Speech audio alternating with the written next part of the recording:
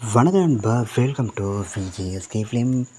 So இன்றைக்கி இந்த பார்க்க போகிறோம்னா, நம்ம அஜய் ஞானம்புத்தூர் டேரக்டரில் நம்ம அருள்நிதி ஆக்டிங்கில் அப்கம் ரிலீஸ் ஆகக்கூடிய ஒரு பேனந்திர மூவி தான் டிமாண்டி காலனி பார்ட் 3. இந்த படம் எதிர்பார்ப்பு ஃபேன்ஸ் பற்றி நிறைய சொல்லலாம்.